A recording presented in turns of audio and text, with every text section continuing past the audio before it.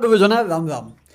देखो गुरुजनों, मैं आपके लिए आज एक स्पेशल न्यूज़ लेकर आया हूँ। वो स्पेशल न्यूज़ पता है क्या है? मेरे पास एक व्यक्ति ने बोला कि सर आप आउट ऑफ सिलेबस क्यों पढ़ा रहे हो। जैसे कि अपने आ गया, जैसे अब मैं आज पढ़ाऊंगा मैं वीन का विस्थापन नियम, स्टीफन लॉ, ठीक है, न्यूटन्स कूलिंग लॉ। इसका एक बेस्ट आपको आंसर देना चाहता हूँ मैं। देखिए, कुछ चीज़ें हमें छोड़नी है, कुछ चीज़ें हमें पढ़नी है, जो कि अब देखो कोई एक 2018 की वैकेंसी की बात बताऊँ मैं आपको कि एक विद्यार्थी था हमारा, तो मैंने जो पढ़ाया था उनको, हालांकि उसमें से प्रश्न आया, वो ऐसा कोई वो इशू नहीं है, लेकिन उन्होंने क्या किया कि according to the syllabus, to the point चले हैं वो सिलेबस के अकॉर्डिंग। अब उन्होंने क्या किया, 2018 का सिलेबस लिया, जैसा कि मेरे हाथ में है सिलेबस, ठीक है, आपको दिख रहा होगा साइड में। इस सिलेबस में है क्या, आपने रेडिएशन के अंदर mode of transmission of heat, thermal conductivity, thermal radiation, perfect black body और न्यूटन्स लॉ ऑफ कूलिंग, वो केवल और केवल इन्हीं को पढ़ के गए। अब उनके हुआ क्या, 2018 में प्रश्न आया, अगर आप आरपीएससी की साइड से डाउनलोड करोगे पेपर तो उसका प्रश्न संख्या 9वीं 9th, उसके अंदर वो प्रश्न था, वो प्रश्न बेस्ड था वीन के विस्थापन नियम पे। जबकि सिलेबस के अंदर 2018 के ने जो आरपीएससी ने दिया था ना, उस सिलेबस के अंदर ये कोट भी नहीं किया हुआ है कि भैया आपको वीन का विस्थापन नियम पढ़ना है। ना ही 18 में दिया है, ना ही 16 में दिया है, ना ही 14 में दिया है। हाँ, 2011 वाली में दिया है, उसके अंदर तो बाकायदा दे रखा है, तो उसका तो कोई इशू नहीं है। लेकिन 14 में आपका 14 का स्टीफन लॉ आया था, और आपके 16 के अंदर न्यूटन्स कूलिंग लॉ आया है, और 18 के अंदर आपके वीन का विस्थापन नियम आया है।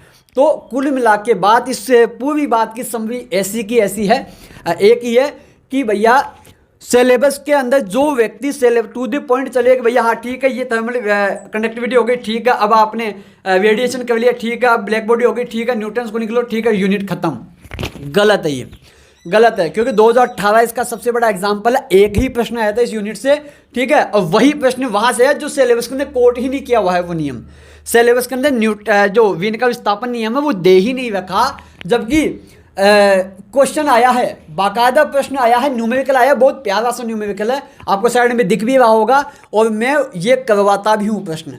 ऐसे प्रश्नों को मैं लेके चलता हूँ। अब यहाँ पे बात आती है कि सर क्या पढ़े और क्या छोड़े, हमारे तो दिमाग खराब कर दिया आपने। देखिए, इसका सबसे बड़ा हेल्प मिलता है आपको गुरुजनों से, यानी कि आपके अध्यापकों से।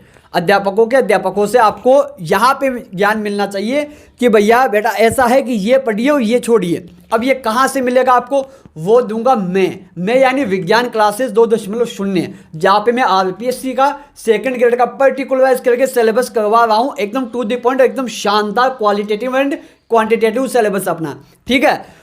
आपको ये विश्वास दिलाता हूं कि भैया अगर जैसे ये 2018 के अंदर, जैसे कि मेरे नोट्सों से जो पढ़े हैं ना, उनसे जाके आप पूछ लेना, भले ऐसा कोई इशू नहीं है ना। लेकिन मैं आपको बता दूं कि जो मेरे नोट्स पढ़ेंगे उन नोट्स के बाहर नहीं जाएगा। मैं ये नहीं कहता कि भैया सिलेबस के अकॉर्डिंग चला रहा हूँ, मैं सिलेबस के अलावा कुछ एक्स्ट्रा चीज़ें भी आपको पढ़ा रहा हूँ, ताकि आपके पेपर में आ भी जाए ना, आप धुआं कर दो। तो पूरी समरी यही है इस बात की कि भाई साहब कि सिलेबस के अंदर जो है उसको तो पढ़ना ही है, उसके अलावा जो इसके अंदर छिपा हुआ है वो भी पढ़ना। और ये हर वीडियो में मैं अपनी बात ये रखता हूँ।